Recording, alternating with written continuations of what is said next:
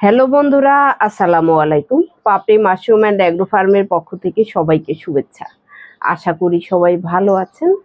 আমার শ্রদ্ধেয় উদ্যোক্তার এক প্রশ্ন যে তার রুম যেহেতু নিচতলাতে একদম অন্ধকার, একটা ভিডিওতে যেহেতু আমি জানিয়েছি যে অন্ধকার রুমে আপনি মাশরুম চাষ করতে পারবেন, কিন্তু তার আর একটা প্রশ্ন হয়েছে যে লাইটের প্রয়োজন আছে কিনা।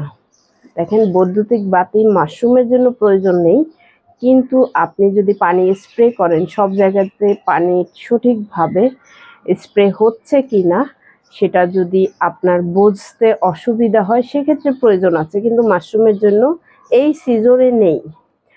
শীতের সময় যদি আপনার ওখানে কোনো সমস্যা মনে হয় উৎপাদনের সাইজের দিক থেকে, সেক্ষেত্রে প্রয়োজন হবে কিনা তখনকার জানিয়ে দেব, কিন্তু গরমের সময় এটার প্রয়োজন নেই। আপনার কাজের সুবিধার্থে হয়তো লাগতে পারে, সেটা আপনি টর্চ দিয়ে বা অন্য কোনো লাইট দিয়ে আপনি আপনার কাজের সুবিধাটা আপনি করে নিতে পারেন, কিন্তু মাশরুমের জন্যে লাইটের কোনো প্রয়োজন নেই। অন্ধকার রুম হোক, যেহেতু নিচতলাতে একটু অন্ধকার হয়ে থাকে, এটা স্বাভাবিক।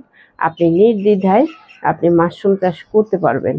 আশা করি ভিডিওটি দেখে উপকৃত হবেন, এবং যারা এই বিষয়টা জানেন না তারাও জেনে নেবেন, কারণ এখনও অনেকেরই অনেক কিছু অজানা থাকে। সেই অজানার কারণে সাহস পাচ্ছেন না, হয়তো তার জায়গা আছেন কিন্তু সে সেটাকে উপযোগী মনে করেন না। সেই ক্ষেত্রে এই ছোট ছোট কথাগুলো আপনি জেনে রাখলে আপনার সুবিধা হবে সামনের দিকের পথ চলাতে।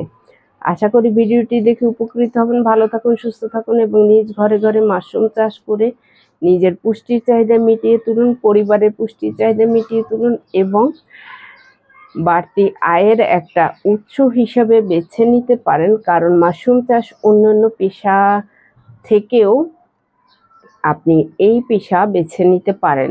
আপনার বিষয়টা এরকম না যে আপনার সারাক্ষণ লেগে থাকতে হবে। আপনি এরকম মাশরুমের জন্য প্রয়োজন নেই। আপনি যে কোনো কাজের পাশাপাশি মাশরুম চাষও করতে পারেন। ভালো থাকুন, সুস্থ থাকুন। আল্লাহ হাফেজ।